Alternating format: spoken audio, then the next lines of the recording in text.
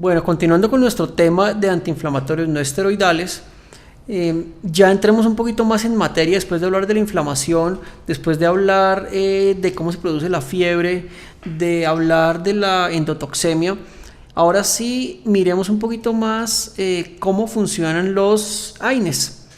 Entonces vamos a ver que los AINES dentro de sus funciones se conocen como los antiinflamatorios AAA. ¿Por qué son AAA? Porque reducen la fiebre, reducen el dolor y reducen la inflamación.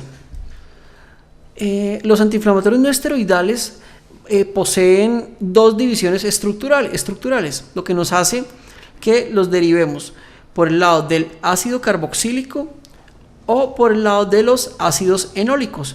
Entonces, dependiendo de su derivación, vamos a ver también sus efectos. Los derivados del ácido carboxílico. Dentro de los derivados del ácido carboxílico encontramos que hay sustancias como los salicilatos. Dentro de los salicilatos se encuentra el ácido acetilsalicílico o la aspirina. Derivados del ácido carboxílico también están el ácido indolacético y su principal expositor es el etodolac. Por el lado de las indolinas está la indometacina y por el lado del ácido tiofeneacético está el diclofenac y está el tenac. Todos estos antiinflamatorios no son COX-2 selectivos, con lo cual poseen problemas serios de gastritis, producen problemas a nivel renal y producen problemas en la coagulación. Siguiendo con los derivados del ácido carboxílico, encontramos los derivados del ácido aril propiónico. Dentro de este grupo se encuentra el carprofen, el ketoprofeno, el bedaprofeno, el ibuprofeno y el naproxeno. Aquí el único o la única sustancia que es COX-2 selectiva en animales es el carprofeno. En humanos no se utiliza carprofeno porque no es COX-2 selectivo. De los derivados del ácido antranílico encontramos el fluniximab-glumine, el ácido meclofenámico y el ácido tolfenámico. Los dos que están en rojo son COX-2 selectivos. Por el lado de los derivados del ácido enólico están las pirazolonas, como la fenilbutazona y la dipirona. Ahora sí, por el lado de los derivados del ácido enólico sí encontramos los antiinflamatorios más modernos, como los coxibs. ¿Por qué se conocen como coxibs? Porque todos terminan en coxib. Está el celecoxib, deracoxib, etoricoxib, firocoxib, lumiracoxib, mabacoxib, robenacoxib, rofecoxib y valdecoxib. Y por último está el grupo de los oxicams. Dentro de los oxicams encontramos el meloxicam y el piroxicam. El piroxicam no es COX-2 selectivo, mientras que el meloxicam sí es COX-2 selectivo, tanto en humanos como en animales. Hablemos entonces un poquito de la farmacocinética de estos compuestos. Estos compuestos son ácidos débiles, que poseen un pKa menor a 4.5. Por lo general son ácidos. Pensemos en el ácido acetilsalicílico.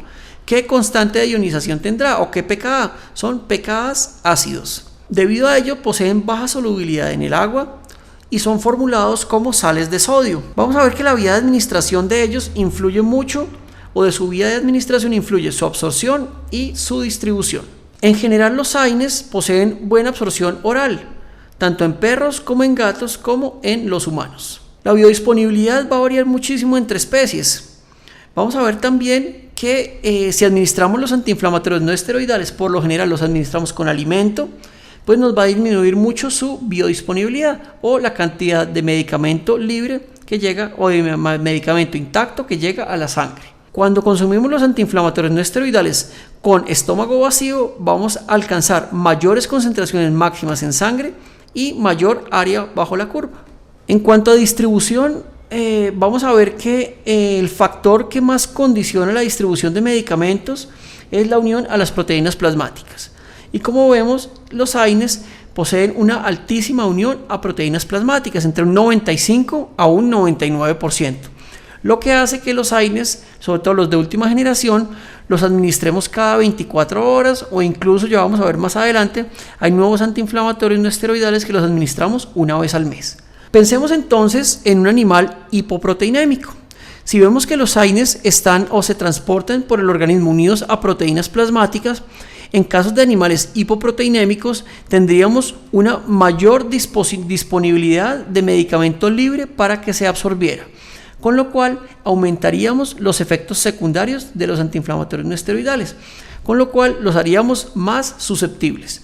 Si tienen un animal con baja cantidad de proteínas plasmáticas, seguramente deberemos reducir la cantidad o la dosis de AINES porque vamos a presentar mayores efectos secundarios. Igual en el caso de una anestesia, siempre les sugiero hacer unas proteínas totales antes de la anestesia porque va a haber mayor cantidad de fármaco libre que estaría dispuesto a absorberse y a ejercer su efecto. Entonces, un animal hipoproteinémico, un animal que esté viejo, un animal deshidratado, cualquiera de estas situaciones siempre intentemos disminuir dosis porque el medicamento tiene menor cantidad de proteínas plasmáticas para unirse, con lo cual va a quedar mayor cantidad de medicamento libre en la sangre para ejercer su efecto. Los antiinflamatorios no esteroidales también poseen bajos volúmenes de distribución, entre 0.1 y 0.3 litros por kilo. ¿Qué significa eso? Que los medicamentos no llegan en buena proporción hasta ciertos tejidos. Esto pasaba en la época pasada de los antiinflamatorios de primera generación, como el ibuprofeno, como el ácido acetil salicílico, como ¿qué más les digo yo? El Dolex, todas estas sustancias, dipirona, poseen bajos volúmenes de distribución, no llegan muy bien a los tejidos, con lo cual no son tan buenos antiinflamatorios como los nuevos AINES. A excepción del flunixin meglumine en los equinos, del ácido tolfenámico en perro, bovino y cerdo, o del firocoxib y robenacoxib en el perro, o de algunos nuevos COX-2 selectivos que sí poseen buenos volúmenes de distribución, pero en general no llegan muy bien a tejidos. Vamos a ver en qué momento se produce el mayor efecto analgésico. Nosotros muchas veces tenemos que esperar a que el medicamento, cuando lo damos vía oral, haga efecto. ¿Les habrá pasado alguna vez con alguna migraña o alguna cosa que les preguntan si ya le pasó el dolor de cabeza? No, nada que me ha pasado. ¿Por qué no ha pasado el dolor de cabeza? ¿Hace cuánto se tomó la pastilla? No, me la tomé hace 1 hora. ¿Pero por qué no se quita el dolor de cabeza? Pues porque el medicamento no ha alcanzado su concentración máxima en sangre para ejercer su efecto máximo. Por eso seguramente no ha pasado el dolor de cabeza. Entonces miremos que cuando se produce la máxima inhibición de la prostaglandina E2, que ocurre poco tiempo después de alcanzar la concentración máxima en plasma, es cuando se va a producir el efecto analgésico. Por ejemplo, medicamentos como el meloxicam, nosotros si lo administramos vía oral, es un medicamento que tiene altísima unión a proteínas plasmáticas, con lo cual se va a demorar en actuar, cerca de 3 a 4 horas en alcanzar la concentración máxima, pero igual después se demora en eliminarse del organismo, por eso lo administramos cada 24 horas. Los antiinflamatorios también poseen baja penetración en glándula mamaria sana, cerca del 1%, pero pensemos que tenemos una mastitis. En casos de mastitis, sí el medicamento va a penetrar muchísimo más a la glándula mamaria debido a la vasodilatación. En cuanto a distribución del medicamento y de eliminación, vamos a ver que la vía de eliminación de los AINES es extremadamente variable cuando hablamos de las especies. ¿Por qué es tan variable? Tenemos que tener en cuenta que el perro y el gato consumen una dieta ácida, lo que hace que el medicamento siempre se presente en forma liposoluble a nivel de la sangre y a nivel de la orina, con lo cual entre más liposoluble sale el medicamento, más tiende a reabsorberse y menos a eliminarse. Con lo cual, si tomamos los ejemplos del piroxicam o el naproxeno, vamos a ver que el piroxicam tiene una vida de eliminación en pequeños animales de cerca de 48 horas. Y el naproxeno en el perro de cerca de 72 horas. Significa que nos cuesta, o al animal le cuesta muchísimo poder sacar ese medicamento al exterior. ¿Por qué se demora tanto en sacar el medicamento al exterior? Les estaba comentando que el medicamento, debido al pH ácido, son sustancias con pKa ácidos, con lo cual su constante de ionización los hace que estén de forma no ionizada, con lo cual son liposolubles, lo que hace que hagan circulación enterohepática, se eliminan por la bilis, vuelven, se reabsorben vía intestinal y otra vez pasan a la sangre y siguen redistribuyéndose por el cuerpo, lo que los hace que su vida media de eliminación sea extremadamente larga y que aumenten los efectos secundarios muchísimo. Los antiinflamatorios, cuando son ácidos débiles, hace que facilite la penetración en el foco inflamatorio y favorece también esta condición de ácido débil, la acumulación en los tejidos inflamados. Miremos este cuadro, no está muy claro la imagen, pero les voy a explicar un poco lo que hace la vida media de eliminación en los pequeños animales. Miremos un cuadro comparativo de distintos antiinflamatorios no esteroidales y comparemos entre las principales especies domésticas. Miremos, por ejemplo, por qué no damos comúnmente un ácido acetil salicílico o una aspirina en perros y en gatos, sobre todo en el gato. La vida media de eliminación de la aspirina en el perro es de 8.6 horas. En el gato, ¿por qué nunca damos aspirina? Porque su vida media de eliminación es entre 22 y 45 horas. O sea, sacar la aspirina del cuerpo del gato le cuesta mucho trabajo. Acordemos que el gato tiene deficiencia de ácido glucurónico también. Entonces, en el caso de hablar de no solo del ácido acetil salicílico, sino también del acetaminofén, pues les cuesta mucho trabajo para eliminarla o sacarla del hígado. Miremos, por ejemplo, el caso del meloxicam. El meloxicam, ¿qué pasa? El meloxicam en perros tiene una vida media de eliminación entre 12 y 36 horas. En el gato es cada 37 horas. También miremos cómo es un ácido débil, también le cuesta mucho trabajo al perro y al gato sacarlos del organismo. Miremos la diferencia con el caballo, una especie que no tiene orina ácida, o la vaca, o incluso el cerdo. Les cuesta, o sea, es mucho más fácil ionizar ese medicamento para eliminarlo. Miremos el caso del carprofeno, el perro, la vida media de eliminación es cada 7 a 8 horas. ¿Por qué no damos carprofen en el gato? Porque su vida media de eliminación está entre 15 y 20 horas, lo que hace que se recircule muchísimo en sangre y que produzcamos mayores efectos adversos de gastritis, problemas renales y problemas de coagulación. Bueno, en el caso del naproxeno en el perro, su vida media de eliminación es entre 35 y 74 horas, lo que lo hace también totalmente susceptible a sus efectos secundarios. Aparte de que no es inhibidor de la ciclooxigenasa 2 selectivo, nos produce hartísimos problemas a nivel gastrointestinal, a nivel renal y a nivel de coagulación, con lo cual estaría el naproxeno totalmente contraindicado en perros por su vida media de eliminación. Entonces miremoslo aquí un poquito más claro. Los AINES son ácidos orgánicos débiles. Su eliminación va a variar con el pH de la orina. Entonces, como son orinas ácidas, hace que el medicamento esté de forma liposoluble y cueste trabajo eliminarlo. ¿De qué también depende la eliminación? De la unión a proteínas plasmáticas. Como tienen tanta unión a proteínas plasmáticas, pues también va a condicionar muchísimo la eliminación del organismo. Los AINES, vamos a ver que su principal vía de eliminación es la vía renal, con lo cual si no están ionizados no se pueden eliminar rápidamente. En cuanto a mecanismo de acción, entonces hablábamos hace unos años que los analgésicos de acción central eran los opioides y los alfa-2 agonistas. ¿Cuáles son los alfa-2 agonistas? Dentro de este grupo entran sobre todo la silacina, la detomidina, la medetomidina, la romifidina. Bueno, se hablaba también que los analgésicos de acción periférica, dentro de estos estaban los AINES y los anestésicos locales. Hoy en día se habla que los AINES tienen acción mixta, acción tanto a nivel periférica como acción central. Entonces, ¿cuál es el objetivo de los AINES o cuál va a ser el mecanismo de acción? Inhibir la cascada del ácido araquidónico. Inhibiendo la cascada del ácido araquidónico, inhibimos la acción tanto de la ciclooxigenasa 1 y de la ciclooxigenasa 2. ¿Qué pasa si inhibimos la acción de la ciclooxigenasa 1? Vamos a producir efectos secundarios y va a ser la responsable de los efectos adversos. ¿Qué pasa si inhibimos la ciclooxigenasa 2?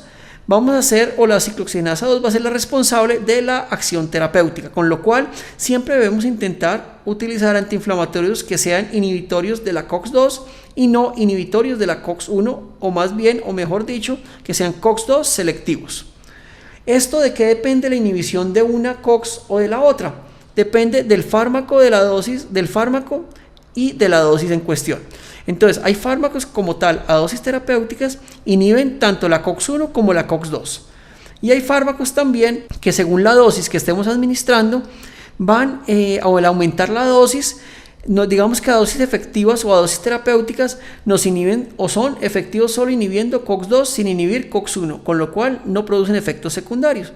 Al aumentar la dosis o al empezar a darlo en tiempos más cercanos o en menos tiempo de lo que recomienda el fabricante, empezamos a inhibir la ciclooxigenasa 1 y empezaríamos a presentar efectos secundarios. La potencia de estos fármacos va a estar siempre relacionada con el grado de inhibición en la síntesis de prostaglandinas. Hay una pregunta que seguramente muchas veces se lo habrán hecho ustedes, y es ¿por qué la aspirina está indicada en casos de infarto de miocardio? Entonces veámoslo un poco más claro también para que entiendan cuál es el mecanismo de acción, por qué la aspirina sí previene el infarto de miocardio y por qué los otros antiinflamatorios no esteroidales no. Bueno, la aspirina, entonces, como lo sabemos todos, su principio activo es el ácido acetilsalicílico. Ella causa inhibición irreversible de la ciclooxigenasa, dependiente del tiempo de exposición. Con lo cual, a mayor tiempo de exposición, mayor inhibición irreversible de la ciclooxigenasa. La actividad de la enzima solo puede reanudarse después de la síntesis de una nueva enzima. Vamos a ver que las plaquetas carecen de actividad para sintetizar la enzima de nuevo. La función plaquetaria normal no se va a restituir, entonces el organismo necesita sintetizar una nueva plaqueta que no esté unida a la aspirina para poder ejercer otra vez su acción de coagulación. Entonces veamos que la aspirina va a ser el único antiinflamatorio no esteroidal que se une de forma irreversible a la plaqueta, con lo cual esa plaqueta queda inútil para ejercer su efecto de coagulación. Entonces la aspirina, pues por eso es que produce un efecto anticoagulante y es el único AINES que lo genera. El resto no son anticoagulantes, sí, son anticoagulantes, lo que pasa es que no se unen de forma irreversible a la plaqueta. Entonces, pues su efecto anticoagulante no va a ser tan prolongado. Bueno, dentro de los efectos antiinflamatorios, vamos a ver que los antiinflamatorios no esteroidales reducen la inflamación, no la eliminan por completo. La duración de la actividad antiinflamatoria del AINES va a depender de la farmacocinética del medicamento, de su absorción, de su distribución, de su metabolismo y de su eliminación. Dentro de las indicaciones que tenemos para los analgésicos no esteroidales o antiinflamatorios no esteroidales, tenemos que están indicados para dolores de leve a moderado. Dentro de los AINES que mejor efecto o mayor poder analgésico presentan está el ketorolac, porque posee un alto poder analgésico debido a que llega en altos niveles a nivel del sistema nervioso central. También tenemos que los antiinflamatorios no esteroidales son antipiréticos, disminuyen la temperatura corporal por mayor pérdida de calor, producen vasodilatación de los vasos sanguíneos superficiales, bloqueo en la producción de prostaglandinas y reducción en la respuesta central de interleuquina 1. Miremos las interacciones farmacodinámicas o de efecto que puede haber con los AINES. No debemos realizar el uso combinado de antiinflamatorios no esteroidales con corticoides. ¿Por qué? Porque podemos potenciar su toxicidad. Veíamos que los dos cubren unas vías metabólicas, unas rutas metabólicas muy similares, con lo cual si administramos concomitantemente AINES y corticoides, podemos aumentar el nivel de gastritis de unos, podemos aumentar el nivel de problemas renales y podemos aumentar el nivel de problemas de coagulación. Conclusión, se potencia la toxicidad. Entonces ahora sí hablemos de los antiinflamatorios no esteroidales, pero los que no son COX-2 selectivo, o sea que inhiben COX-1 y COX-2. Empecemos por el ácido acetilsalicílico. Este inhibe la actividad plaquetaria en un 75% en 24 horas después de su aplicación. Con lo cual, si estamos administrándole de pronto a un paciente aspirina como dosis antitrombótica, debemos interrumpirle la administración por lo menos una semana antes de la cirugía, si no ese paciente va a tener problemas de coagulación durante la cirugía. Posee también una alta unión a proteínas plasmáticas, la aspirina, un amplio metabolismo hepático. La función del metabolismo hepático es, para poderlo eliminar, es dividir el medicamento en ácido acético más ácido salicílico para que sea fácilmente eliminable. Se produce una conjugación con ácido glucurónico y con la glicina, con lo cual veamos que en el gato tampoco es factible utilizar ácido acetilsalicílico por deficiencia de ácido glucurónico. ¿Por qué es más tóxico el acetaminofén? Porque el acetaminofén tiene que glucuronidarse para poderse eliminar del hígado, con lo cual al gato le cuesta glucuronidar y eliminar estas sustancias. Entonces, mejor no usar ácido acetil salicílico ni acetaminofén en el gato, aparte de que le cuesta mucho eliminar el producto porque no lo puede ionizar y su vida media de eliminación es larguísima. Entonces la función del hígado a nivel del perro y el gato es formar conjugados hidrosolubles que faciliten la excreción del medicamento por orina, y vamos a ver que la eliminación puede ser muy variable, sobre todo en el perro puede ser más rápida, pero en el gato puede llegar hasta las 37 horas. Miremos sobre todo, el perro es de 8.6 horas en promedio la vida media de eliminación de la aspirina. En el gato es de 37.5 horas. Así que pensemos los efectos secundarios que se alcanzan a producir en este tiempo de eliminación. ¿Qué dosis utilizamos en el perro? Utilizamos dosis de 25 miligramos por kilo cada 12 horas. ¿Qué pasa en el perro? ¿Por qué por lo general no se medica ácido acetil salicílico en el perro? Porque su margen terapéutico se vuelve muy estrecho. ¿Por qué se vuelve estrecho? Porque su dosis efectiva 50, que serían 25 miligramos por kilo, estaría muy cercana a su dosis letal 50, que son los 100 miligramos kilo. Con lo cual, si nos pasamos 4 veces la dosis, ya empezaríamos a llegar a la dosis tóxica. Entonces tiene un estrecho margen terapéutico en el perro. En casos de intoxicación con ácido acetil salicílico, ¿qué podemos hacer? Pues pensemos a nivel de pKa, cambiarle la ionización a ese medicamento. Pensemos que administramos un medicamento con un pKa ácido, digamos de 3.4, como es el del ácido acetil salicílico, y lo ponemos sobre una orina que sea ácida. Tendríamos el medicamento en una forma liposoluble o una forma no ionizada. Entonces, ¿qué buscaríamos hacer? Lo que buscaríamos sería contrarrestar ese medio liposoluble e intentar volverlo más hidrosoluble o ionizar ese medicamento para intentarlo eliminar. ¿Qué podemos hacer? Alcalinizamos la orina. Si queremos aumentar la eliminación del ácido acetil salicílico del cuerpo, podemos dar de pronto un Riger lactato o un bicarbonato de sodio, medicamentos que nos ayuden a alcalinizar la orina. Estaríamos cambiando la ionización de ese medicamento y ayudando a eliminarlo más rápidamente por la orina. En caso que queramos usarlo en gatos, que tengamos un gato que haya sufrido tromboembolias o algún problema de estos, podemos utilizar una dosis tromboembólica, una dosis muy bajita de 10 miligramos kilo en el gato y cada 72 horas, teniendo en cuenta su vida media de eliminación tan prolongada. Más antiinflamatorios no esteroidales que no sean COX-2 selectivos. Está la fenilbutasona, más usada a nivel de equinos, pero también indicada para perros. Se administra vía parenteral en una dosis intramuscular o intravenosa. La unión de proteínas plasmáticas es alta, es del 98%. En perros, ¿qué pasa? Que posee un índice terapéutico estrecho. Entonces, si nos pasamos un poco de la dosis, ya empezamos a tener muchos efectos secundarios. En perros utilizamos dosis de 15 miligramos por kilo cada 8 horas. Y al aumentar la dosis, pues vamos a retrasar su eliminación. En gatos no se usa porque va a ser extremadamente tóxicos y persiste por largo tiempo en líquidos extravasculares y exudados. Principalmente se indica en equinos y en perros para procesos osteoarticulares. Flunixin-meglumine, mejor conocido como Finadine. Lo utilizamos en equinos, en bovinos, pero también viene indicado para perros. Posee una potente actividad analgésica. Lo utilizamos y también hablábamos que dentro de la cascada de la inflamación se producía, hay veces, una endotoxemia.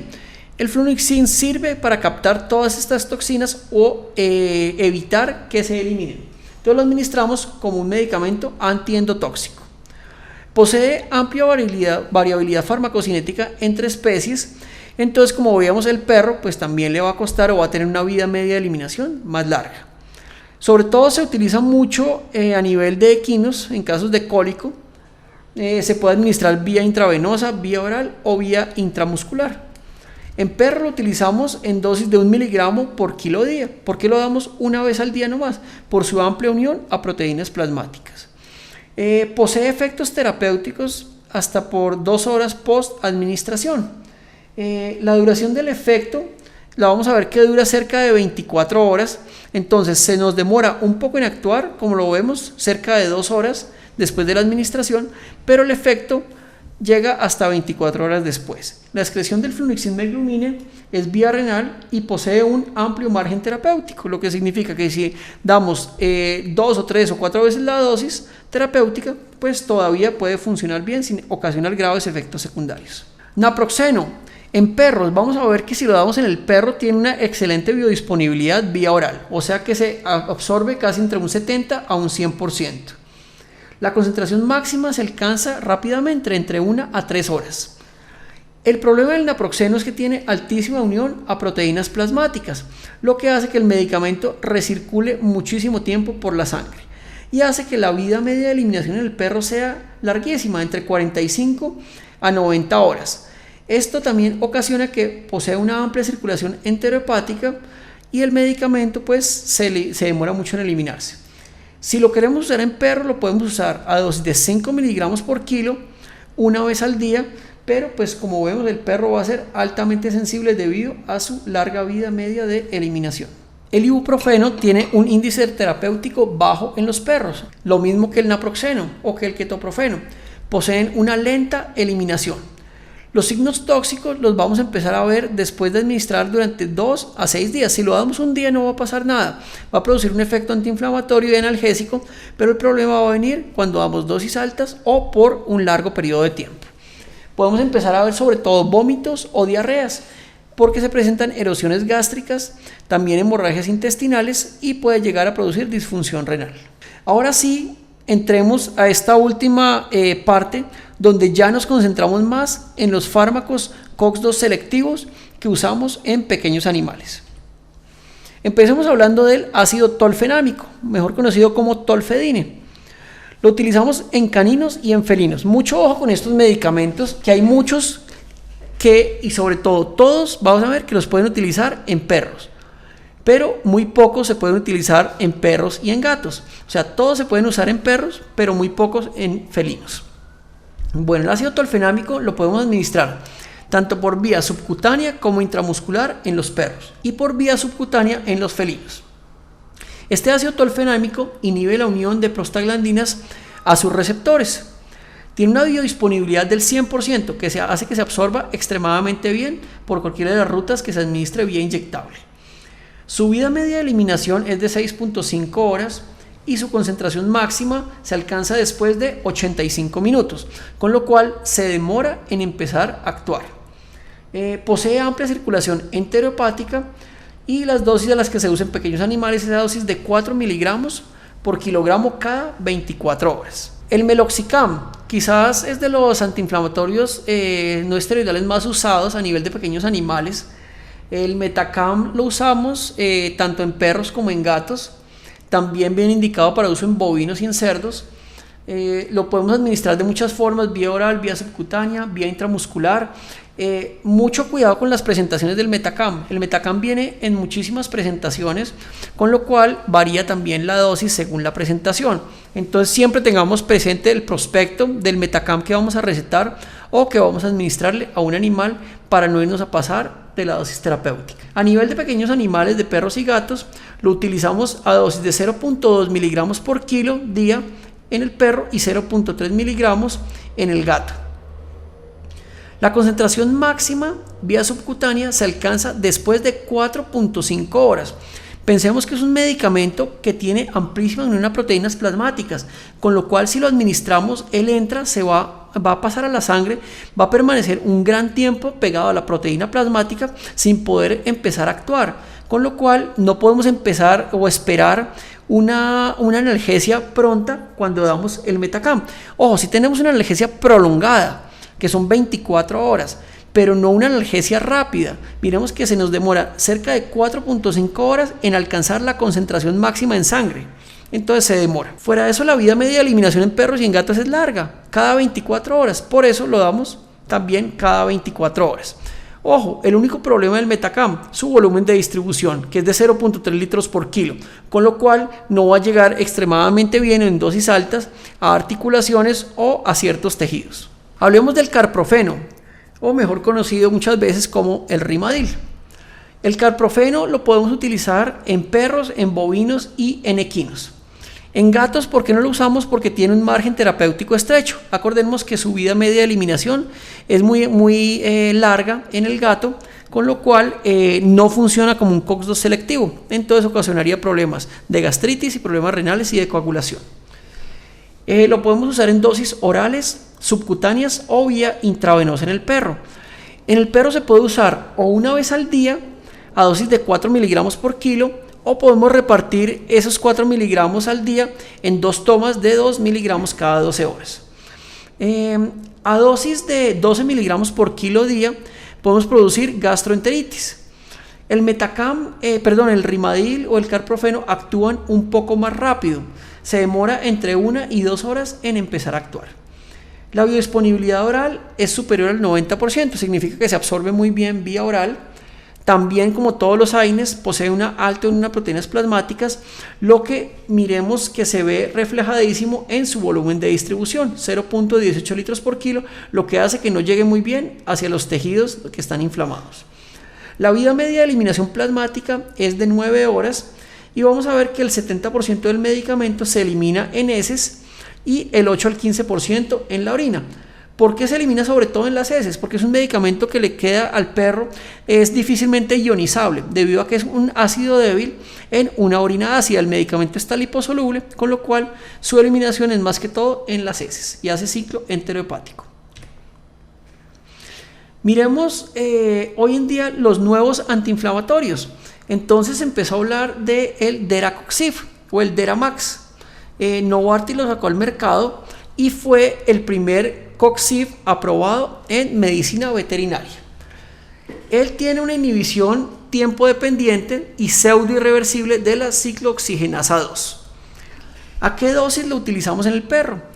A dosis de 3 a 4 miligramos por kilo día durante 7 días. ¿Qué pasaba con este producto? Que a los 7 días a estas dosis se empezaba a acumular. Como se empezaba a acumular, alcanzaba límites o concentraciones más altas en sangre, haciendo que el animal presentara efectos secundarios. ¿De qué? De inhibición de ciclooxigenasa 1, gastritis, problemas renales y problemas de coagulación. Con lo cual se reformuló y se dijo que este producto sí se podía dar de forma crónica, pero que había que dar las dosis a 1 o 2 miligramos por kilo día para tratamientos crónicos.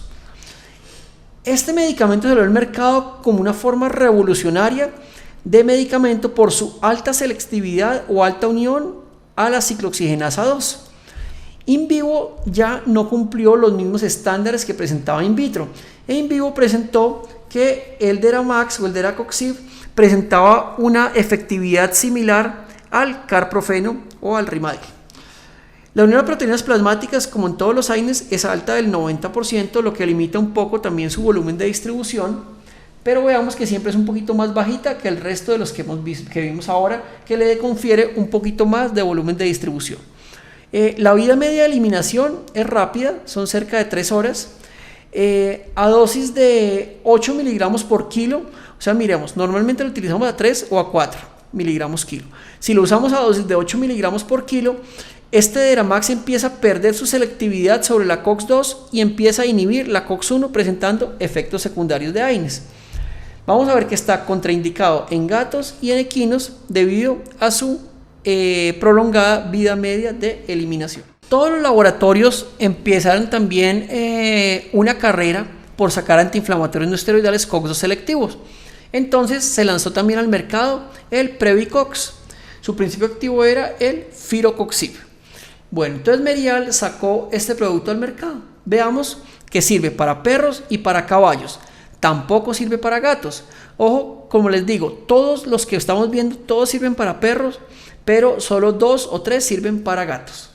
La dosis en perros es de 5 miligramos por kilo día. En equinos, dosis más bajita, 0.1 miligramos por kilo día.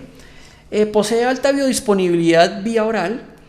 La vida media plasmática en el perro es de 8 horas y en el caballo es de 30 horas. Comparemos si cuando hablábamos con el gato, miremos el equino en este caso, le cuesta muchísimo eliminar el medicamento debido a su pH de la orina. Entonces el medicamento va a estar en forma más liposoluble y le cuesta más eliminarlos. Por eso las dosis en equinos se manejan muchísimo más bajitas. Es un medicamento tremendamente liposoluble. Miremos el volumen de distribución que le confiere su liposolubilidad, es de 1.7 litros por kilo.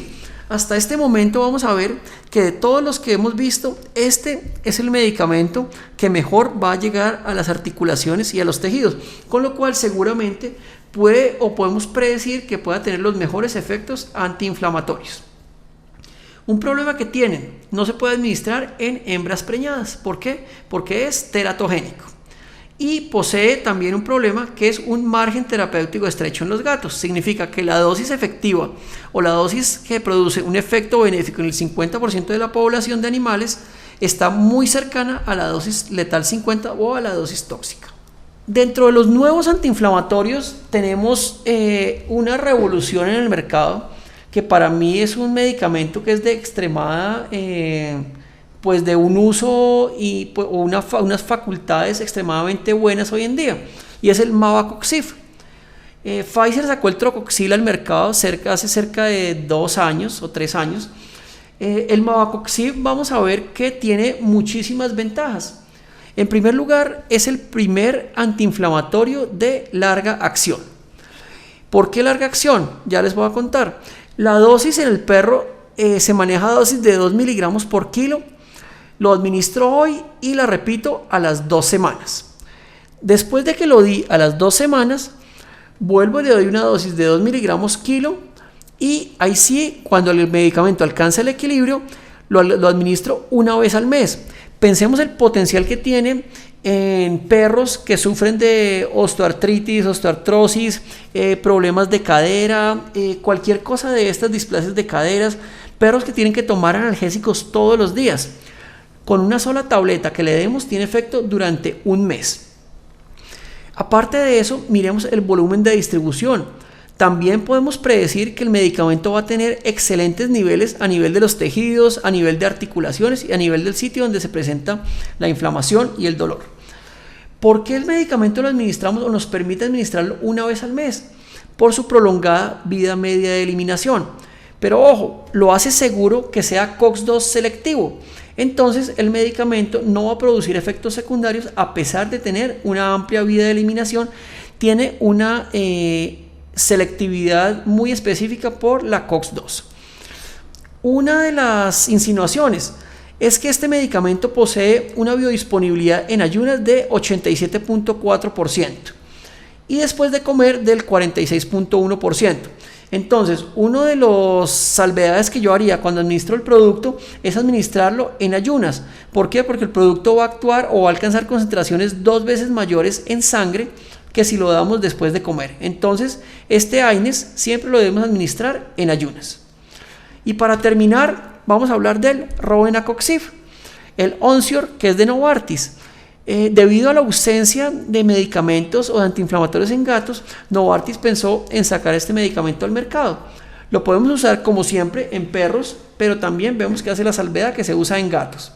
Lo utilizamos a dosis de 1.2 miligramos por kilo día. Su unión a proteínas plasmáticas es altísima, como todos los AINES, del 98%. Se absorbe muy bien vía oral, pues posee una biodisponibilidad oral del 84%.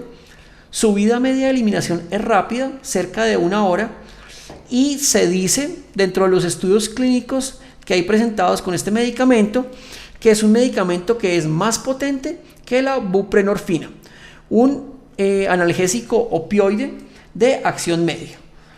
Fuera de eso también posee un amplio margen terapéutico en los gatos. Entonces pues nos lo hace un medicamento también de elección de pronto para tener de alternativo para uso en gatos.